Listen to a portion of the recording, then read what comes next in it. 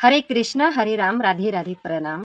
आप उस इंसान से सावधान हो जाइए। सावधान आपको होना बहुत जरूरी है। स्वार्थी व्यक्ति यदि तुम्हारे फायदे की, आपके फायदे से ज्यादा बातें करे तो उससे आपको सावधान होना बहुत ही जरूरी है। ज्यादा बातें करे तो सावधान हो जाना चाहिए कि हमारे प्रति ये इतना उदार क्यों हो रहा है।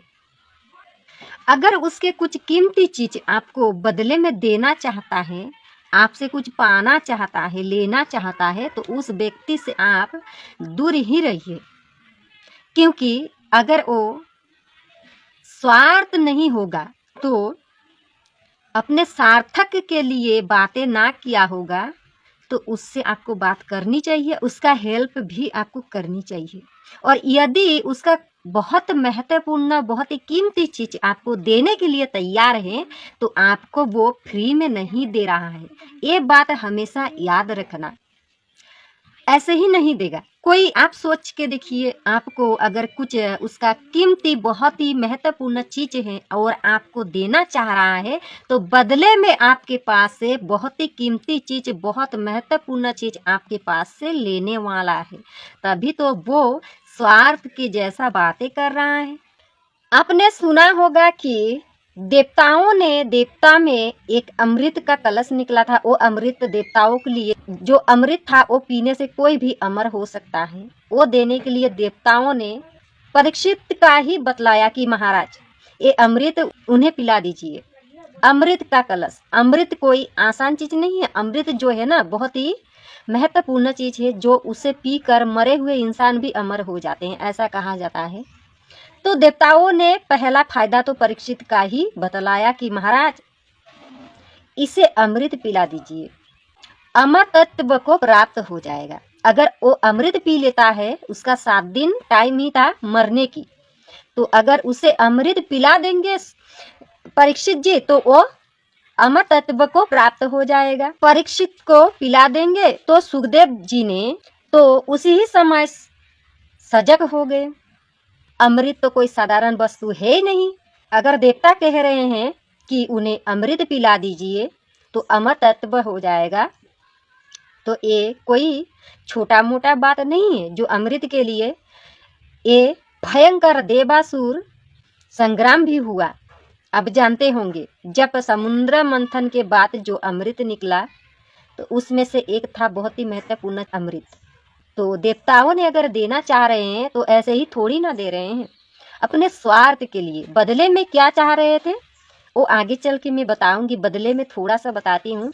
बदले में वो श्रीमद् भागवत कथा, कथामृत श्रवण करना चाह रहे थे। भागवत कथा देखिए कलयुग के लिए कितना महत्वपूर्ण है। देवता भी सुनने के लिए, देवता भी इन्हें सुनने के लिए इतना उत्सुक, इतना उनके जो महत्वपूर्ण चीज दे रहे हैं। तो सुखदेव जी उसी समय सजग हो गए, तो कहने लगे अमृत तो कोई साधारण वस्तु हो सकता नहीं, ये तो साधारण वस्तु नहीं है। समुद्र मंथन किया गया था तब ये प्रकट हुआ अमृत। तो उससे प्रकट हुए 14 रत्नों में सबसे दिव्य रत्न अगर कुछ प्रकट हुआ तो वो था अमृत।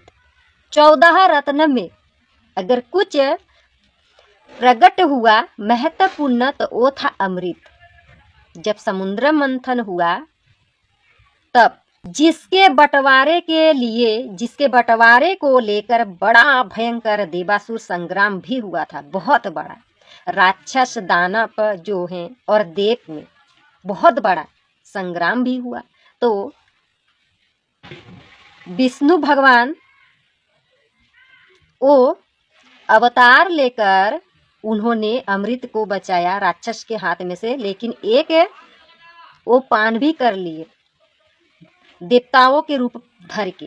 भयंकर भयंकर, इतना भयंकर संग्राम हुआ, क्या बताऊं, इतना भयंकर, आप समझ सकते हैं। तो सुखदेव जी कहने लगे अमृत, और ऐसा वो दुर्लभ अमृत देवता अपने आप बिना मांगे प्रदान कर रहे हैं, बिना मांगे। सुखदेव जी नहीं मांगे कि मुझे अमृत दीजिए, बदले में कुछ मैं दूंगा।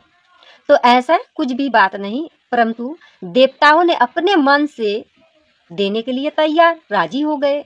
तो सुखदेव जी चिंतन करने लगे, सोचने लगे, ये अमृत का कलश, अमृत कोई ऐसे ही थोड़ी ना दे सकता है, स्वार्थ के लिए दे रहे हैं। सजग हो गए, बिना आवाहन किए ही दौड़े दौड़े चले आ रहे हैं सारे देवता, बिना आवाहन। जैसे हम कभी निमंत्रण करते हैं तो आते हैं लोग, ऐसे ही तो बिना निमंत्रण के, बिना कहने पर, आवाहन करने पर सब देवता लोग दौड़ते दौड़ते चले आए। कहाँ आए? सुखदेव जी के पास।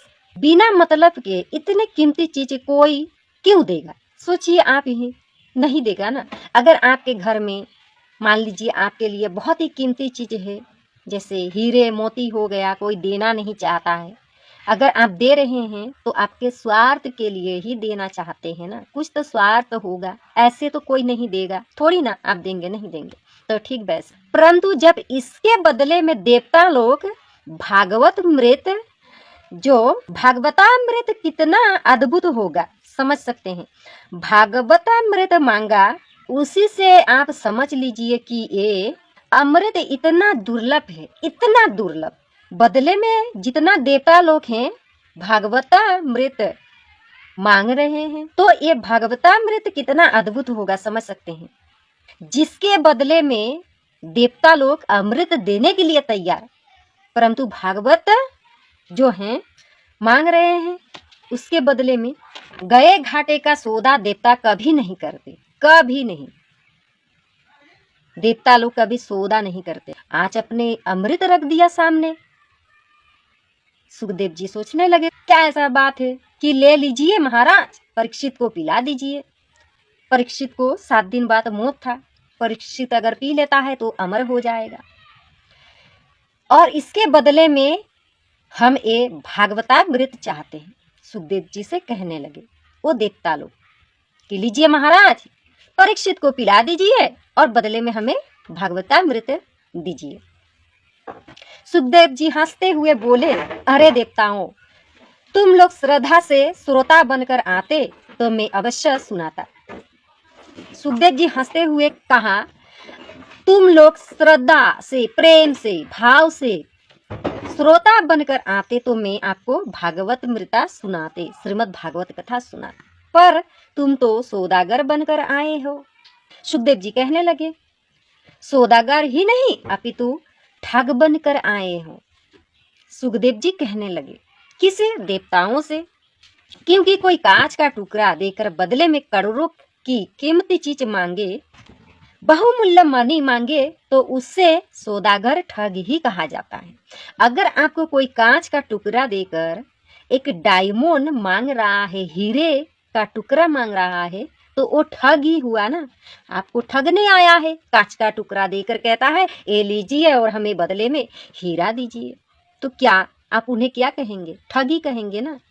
तो ठीक वैसे ही देवता लोग आए तो सुखदेव जी कहने लगे, देवताओं, तुम्हारा जो ये अमृत है वो कांच का टुकड़ा है, मेरा कथामृत करोड़ों की मनी है, करोड़ों की मनी है। सुखदेव जी कहने लगे, विनिमय तो बराबर के वस्तुओं का होता है। सुखदेव जी कहने लगे, अगर आपके पास से अगर कुछ लेता हूँ तो जैसे मान लीजिए मैं अगर एक कांच के टुकड़े दे रही हूँ आपको, तो आपको भी कांच के टुकड़े ही देना है, नहीं कि आप मुझे 10 रुपया का चीज दे रहे हैं और मैं बहुत एक करोड़ों का कीमती चीज दे दूं, तो ऐसे नहीं। अगर विनिमय होता है तो बराबर की होता है, बराबर की जो वस्तु होता है उसी का होता है, पर कांच और मनी की कोई बराबरी नहीं होता है।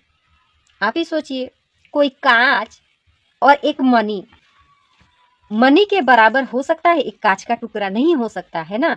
तो वही बात सुखदेव जी कह रहे हैं देवताओं से, इसलिए तुम ठग हो। सुखदेव जी कहने लगे, और क्यों ना, देखिए कोई बदले में कहता है आप अमृत लीजिए और पिला दीजिए उसे तो अमर हो जाएगा, और बदले में हमें कथामृत दीजिए, भागवत कथामृत, तो हो गया ना, ये तो ठगी हुआ, ये व्यापारी ही हो गया। सुखदेव जी कहते हैं, ये ऋषियों ये दुर्लभ कथामृत हैं, क्योंकि देवताओं को सुखदेव जी ने डांट कर भगा दिया पर नहीं दिया। सुखदेव जी देवताओं को डांट कर भगा दिया, डांट कर।